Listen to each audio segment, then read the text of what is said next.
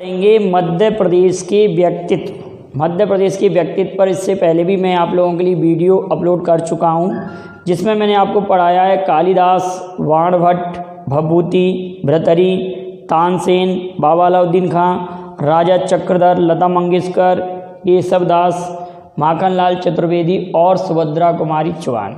तो उसी श्रृंखला में अब आगे हम पढ़ते हैं और इस पर लगातार वीडियो आपके लिए आते रहेंगे, तो आप उनके नोट्स बनाते चलिए। मध्य प्रदेश के व्यक्तित्व पर अक्सर क्वेश्चन आते हैं एमपीपीएससी, एसआई, पुलिस की परीक्षाओं में, तो आप इस पर ध्यान दीजिएगा।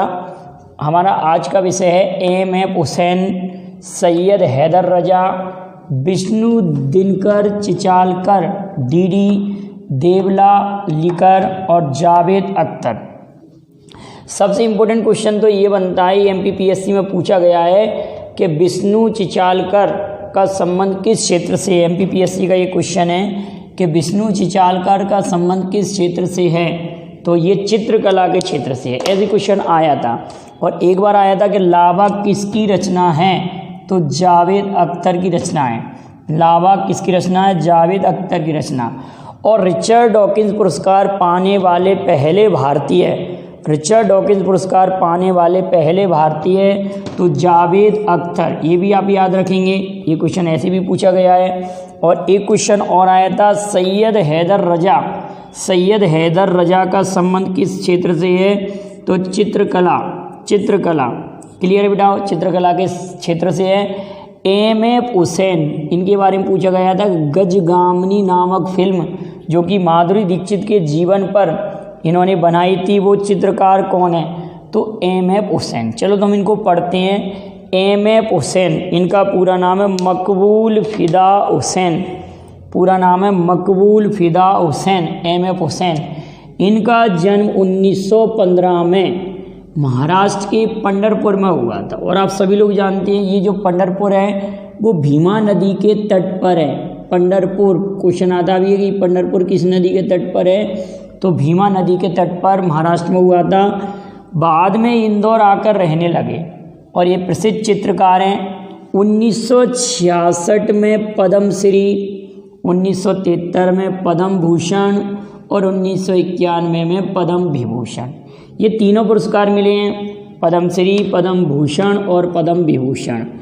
लेकिन हिंदू देवी देवताओं की विवादित पेंटिंग बनाने के कारण 2006 में इनको भारत छोड़ना पड़ा। 2006 में इनको भारत से निर्वासित कर दिया गया, तब ये लंदन जाकर रहने लगे। बाद में वर्ष 2010 में कतर देश ने अपनी नागरिकता इनको दी है। ये क्वेश्चन भी आ सकता है कि मध्य प्रदेश के वो चित्रकार कौन हैं जिन्होंने भारत छोड़ा था, बाद में कतर देश ने इनको नागरिकता दी थी, उनका नाम क्या है, तो एम.एफ. हुसैन। कतर देश की राजधानी दोहा है। कतर देश की राजधानी आप सभी लोग जानते हैं, राजधानी क्या, दोहा। कतर की राजधानी दोहा, तो उनको कतर देश की नागरिकता मिली। बाद में 2011 में लंदन में इनकी मृत्यु हुई। इनकी प्रमुख पेंटिंग गजगामिनी, अनारकली, हमारा ग्रह पृथ्वी, the battle of Ganga and Yamuna, Saraswati, और इन्होंने इंदौर में सबसे लंबी पेंटिंग बनाई थी। सबसे लंबी पेंटिंग का दर्जा मिला था इनकी पेंटिंग को। तो इतना हम एम.एफ. हुसैन के बारे में पढ़ेंगे, ये काफ़ी इम्पोर्टेंट पॉइंट थे। अगला है सैयद हैदर रजा। सैयद हैदर रजा का जन्म 22 फरवरी 1922 को, 1922 सभी लोग जानते हैं, चोरी चोरा हत्याकांड भी हुआ था। चोरी चोरा हत्याकांड भी 22 फरवरी को 1922 में हुआ था। 1922 में 5 फरवरी 1922 में हुआ था।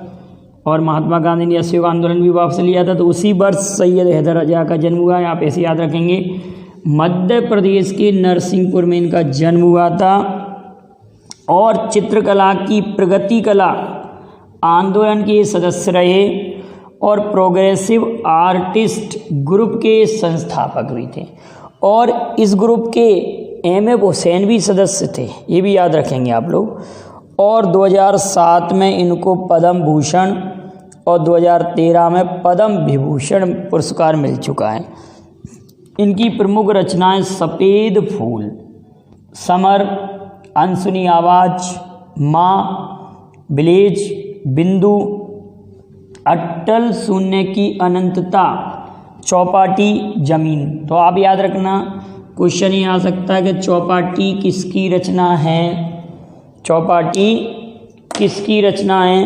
तो आप याद रखेंगे सैयद हैदर रजा की रचना है चौपाटी, सैयद हैदर रजा की रचना है चौपाटी। अटल शून्य की ओर किसकी रचना है, सैयद हैदर रजा की। जमीन किसकी रचना है, सैयद हैदर रजा की। समर किसकी रचना है, सैयद हैदर रजा की। इस तरह से आप इसको याद कर लेंगे। अगला पॉइंट आता है विष्णु दिनकर चिचालकर। ये एमपीपीएससी का क्वेश्चन है कि विष्णु चिचालकर का संबंध किस क्षेत्र से है, तो चित्रकला। इनका जन्म 5 सितंबर 1917 को देवास में हुआ था। 1917 सन वगैरह नहीं पूछी जाती बेटा, आप तो केवल इसको ऐसे ही याद पढ़ लेंगे एक बार। ज़्यादातर तो क्या आएगा कि इनका संबंध किस क्षेत्र से है। आलोट गांव में हुआ था देवास में। 1991 में इनको इंदौर रत्न पुरस्कार मिला था और वर्ष 2000 में हृदयघात के कारण इनकी मृत्यु हो गई। ये भी याद रखेंगे।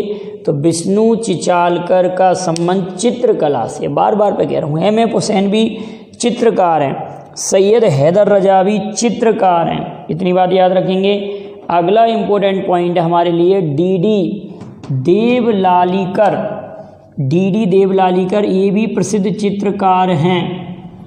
1883 में धार में इनका जन्म हुआ था और मध्य प्रदेश चित्रकला के ये पितृपुरुष कहलाते हैं।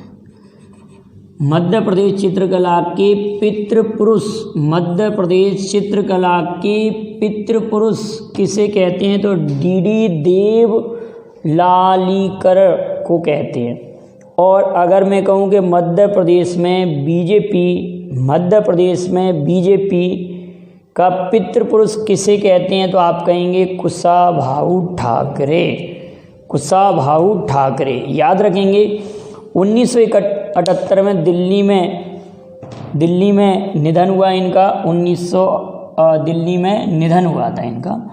1978 में दिल्ली में निधन हो गया था, ये याद रखेंगे। और इनका जन्म 1883 में धार में हुआ था। क्लियर बेटा, इतनी बात क्लियर। डी.डी. देवलालीकर कौन है, चित्रकार, ठीक है। जावेद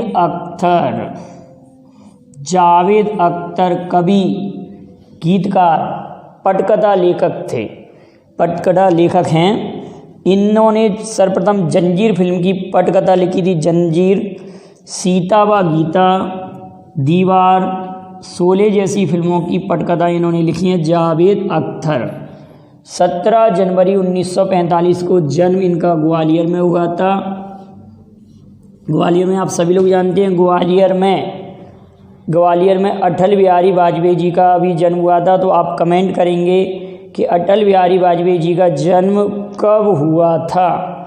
लेकिन आप ये सब जो लोग जानते हैं कि अटल बिहारी वाजपेयी के जन्म दिवस को 25 दिसंबर को भारत में सुशासन दिवस, गुड गवर्नेंस डे के रूप में मनाया जाता है। गुड गवर्नेंस डे के रूप में अटल बिहारी वाजपेयी के जन्म दिवस को मनाया जाता है। हम मध्य प्रदेश के व्यक्तित्व में अटल बिहारी वाजपेयी जी को भी पढ़ेंगे, उनके बारे में भी काफ़ी कुछ इम्पोर्टेंट फैक्ट हैं। जैसे मेरी 51 कविताएँ, मेरी संसदीय यात्रा, 1977 में यूएनओ की महासभा में हिंदी में भाषण देने वाले पहले व्यक्ति, विदेश मंत्री के रूप में उन्होंने भाषण दिया था, 3 बार भारत के प्रधानमंत्री रहे। और भी कई इंपॉर्टेंट बातें मैं आपको अगली वीडियो में भी इस पर भी लेके आऊँगा, अटल बिहारी वाजपेयी जी पर। और तो अभी हम क्या पढ़ रहे हैं, जावेद अख्तर। तो जावेद अख्तर को अभी आप लोग जानेंगे कि वर्ष 2020 में रिचर्ड डॉकिंस पुरस्कार दिया गया।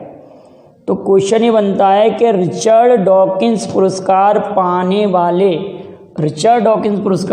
वाले पहले भारतीय कौन हैं, तो आप कहेंगे जावेद अख्तर। रिचर्ड डॉकिंस पुरस्कार क्या है, 2003 से इस पुरस्कार का प्रारंभ हुआ था। अंग्रेजी विकासवादी जीव विज्ञानी रिचर्ड डॉकिंस के नाम पर यह पुरस्कार दिया जाता है।